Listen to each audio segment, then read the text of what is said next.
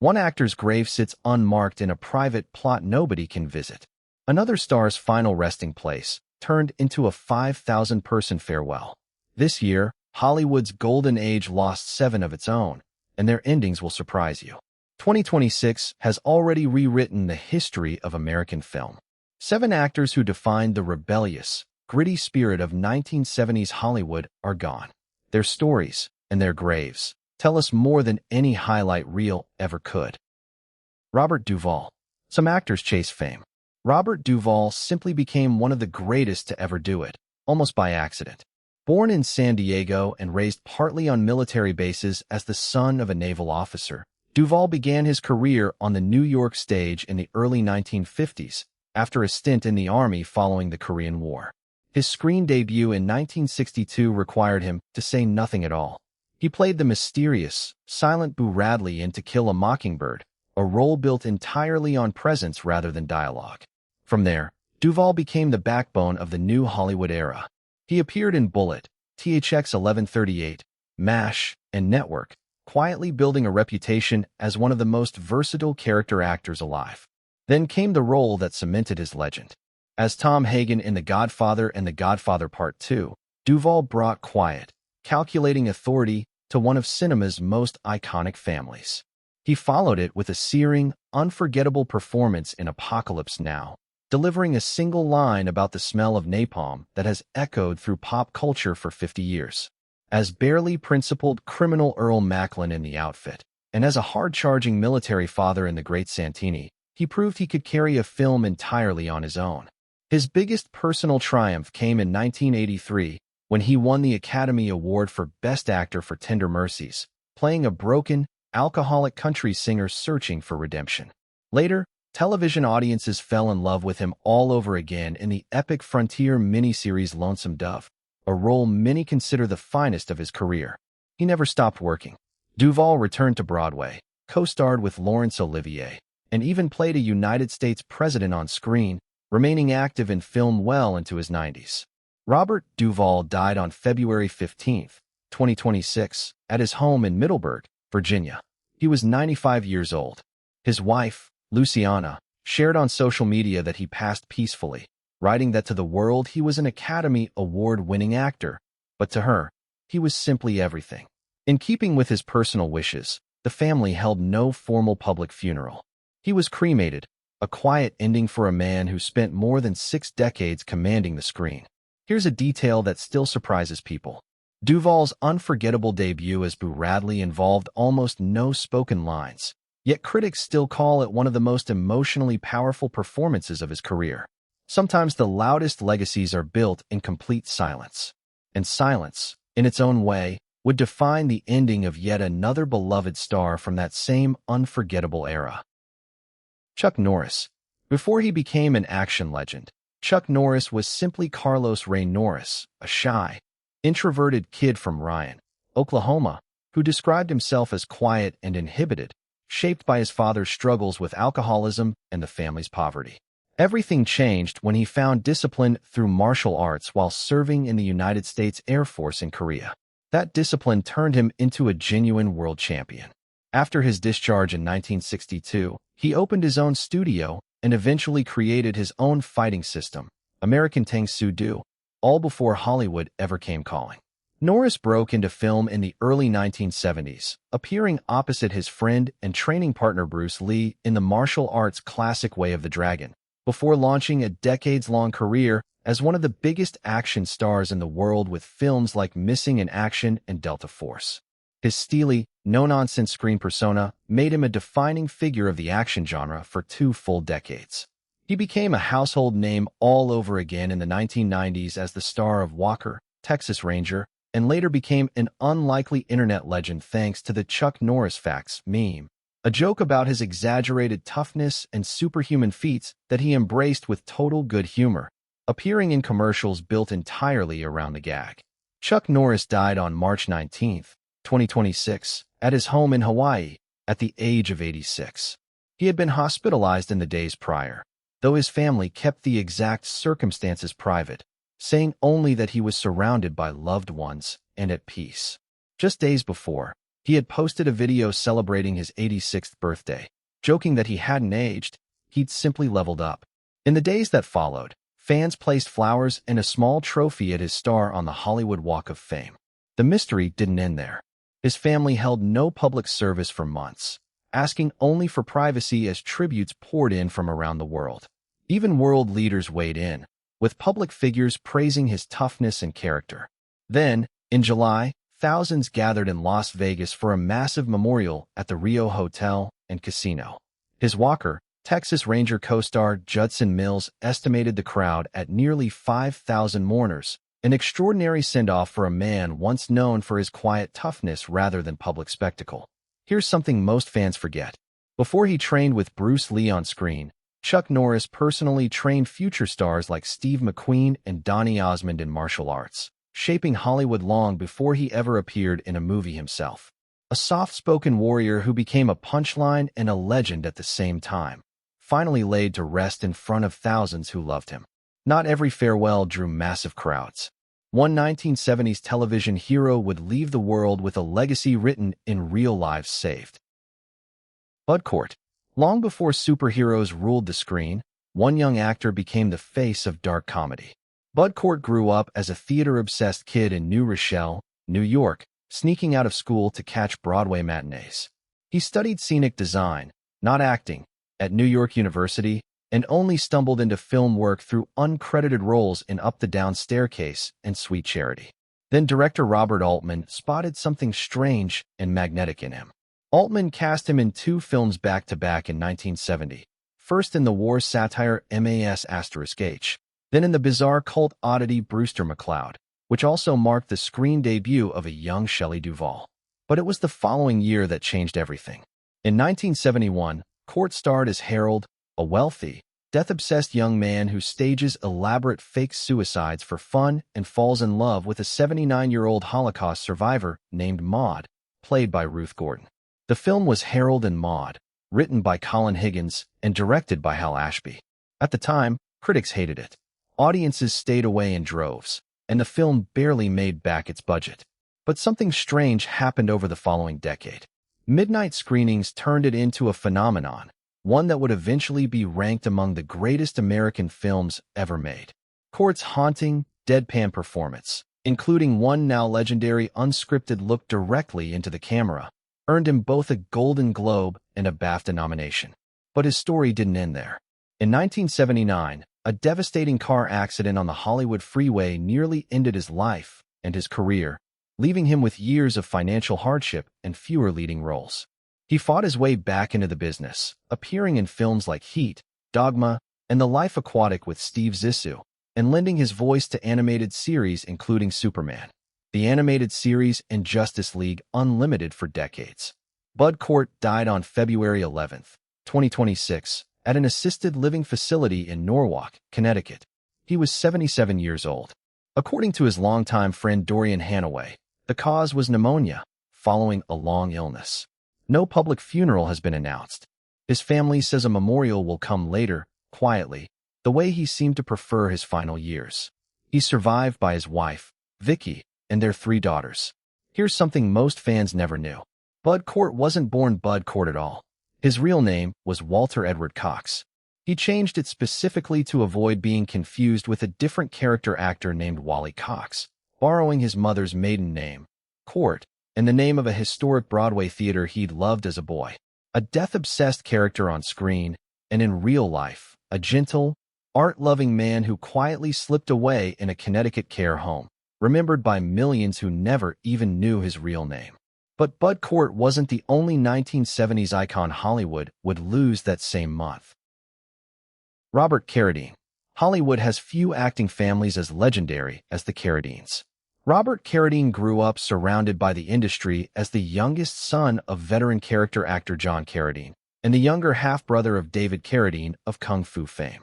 He made his television debut as a teenager on Bonanza and his film debut in 1972, alongside John Wayne, in The Cowboys.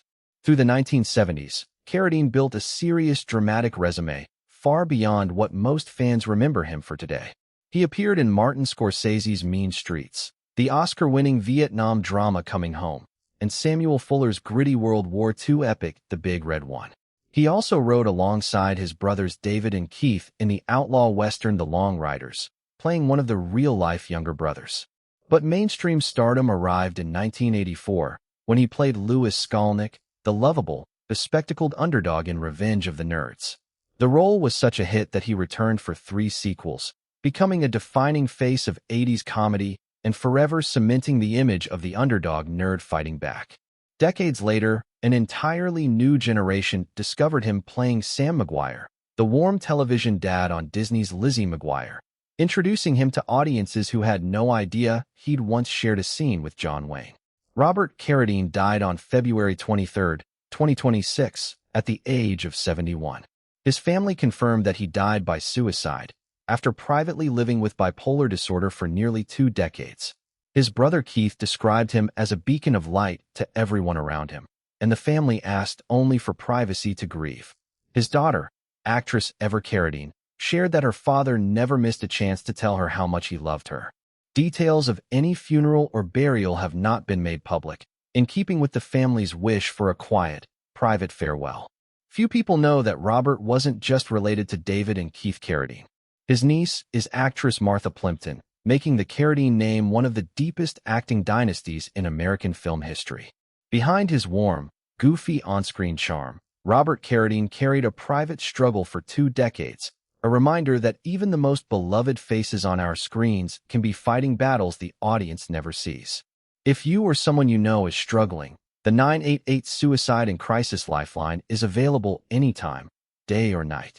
From a quiet, private grief, the story shifts to a farewell that drew thousands into the open. Randolph Mantooth. In 1972, television changed the way America understood emergency medicine, and one young actor was at the center of it. Born in Sacramento to a father of Seminole and Cherokee heritage, Randolph Mantooth discovered his love of acting at Santa Barbara High School, later earning a prestigious award at the American Academy of Dramatic Arts in New York that caught the attention of Universal Studios. That break led to the role that would define his life. Mantooth was cast as firefighter-paramedic Johnny Gage on the NBC drama Emergency, a show created by Dragnet legend Jack Webb that didn't just entertain audiences, it helped introduce the entire concept of paramedics to the American public. Mantooth performed many of his own stunts alongside co-star Kevin Tighe, and the show ran for 6 influential seasons, going on to inspire spin-off appearances on Adam 12. Its impact rippled far beyond entertainment, inspiring countless real people to pursue careers in emergency medical services and firefighting. He later built a decades-long career in daytime television, appearing on soap operas including Loving, General Hospital, and As the World Turns, and made guest appearances on shows like Baywatch, Fantasy Island, and Charlie's Angels. But for the rest of his life, no matter what else he worked on, Mantooth remained a devoted advocate for the first responders his character had once represented on screen. Randolph Mantooth died on July 9, 2026, at a hospice facility in Ventura, California. He was 80 years old. According to his family, his death came from complications of pneumonia, following years of battling multiple forms of cancer that began with a diagnosis of throat cancer. He passed peacefully, surrounded by his wife, Kristen, and loved ones. In keeping with his personal wishes, Mantooth's family held no public funeral. Instead, a private interment took place in Santa Barbara, the city where he first discovered his love of acting as a teenager. A public celebration of his life is expected to take place later this year. Here's a little-known fact that meant everything to him personally.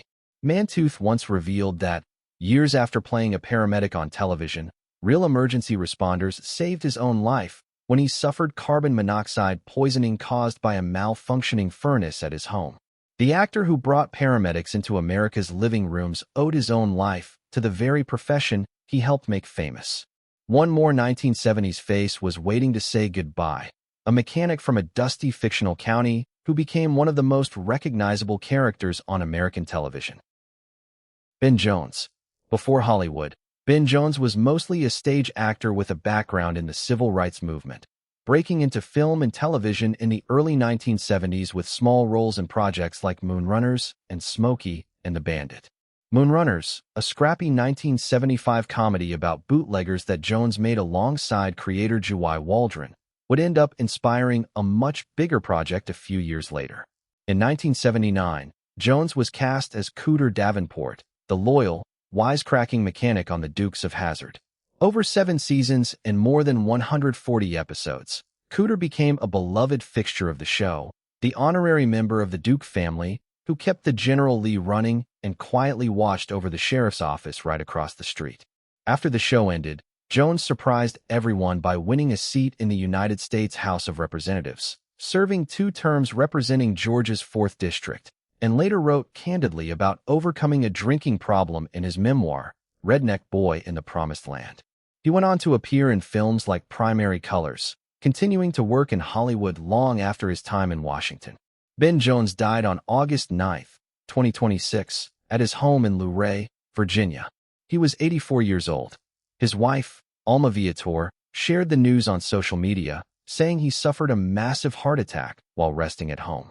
According to her heartbreaking post, he passed away in his favorite chair, waiting for his beloved Atlanta Braves to take on the New York Yankees, telling fans simply that she had lost the love of her life. Here's a detail that captures exactly who he was.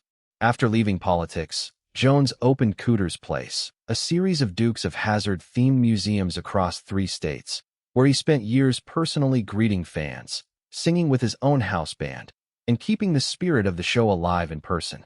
His former co-star Tom Wopat, who played Luke Duke, called him a fierce advocate for everything good about the entertainment business. A small-town mechanic turned congressman turned beloved museum host, gone in an instant, doing exactly what he loved, waiting for the game to start. Just days after Ben Jones passed away, one more cult icon from that same 1970s wave would take his final bow. Reggie Bannister. Some horror icons are born from big studios and bigger budgets. Reggie Bannister became one almost by accident, cast as a fictionalized version of himself in a strange, low-budget independent film shot by a young, largely unknown director named Don Coscarelli. Before that, Bannister had served in the United States military during the Vietnam War, an experience that would quietly haunt his health for the rest of his life. In 1979, Bannister starred as Reggie, a mild-mannered ice cream vendor turned shotgun-wielding hero, in the surreal supernatural horror film Phantasm, directed by a young Don Coscarelli. The film followed a teenager investigating strange happenings at a small-town funeral home, and it became an instant cult classic, launching a franchise that would define Bannister's entire career. He returned to face off against the series' iconic villain, the Tall Man, across 4 sequels spanning nearly 4 decades, right up through 2016. Fans and critics alike nicknamed him the hardest-working man in horror, and he went on to appear in dozens of other genre films. Outside of acting, he built a second career as a singer-songwriter, releasing 6 albums across rock, folk, and country, and remained a beloved fixture on the horror convention circuit for most of his life. Reggie Bannister died on August 9, 2026, at the mountain cabin he shared with his wife, Gigi, in Crestline, California. He was 80 years old. According to his family, Bannister had been living with Lewy body dementia and Parkinson's disease, conditions his wife linked to his exposure to Agent Orange decades earlier during his military service in Vietnam. He died peacefully at home, surrounded by loved ones, in the mountain surroundings his family says he cherished most. His family has said multiple memorial gatherings will be held privately for relatives and close friends, followed later by a separate public celebration for the fans and fellow musicians who loved him most. Here's something that still surprises horror fans today. Long before the Phantasm franchise made him a cult legend, Bannister was simply a musician who happened to know the right director at the right time, never imagining that one strange low-budget film in 1979 would define the rest of his life. A gentle, easygoing man who spent his final years exactly where he wanted to be, at home, in the mountains, with the people he loved.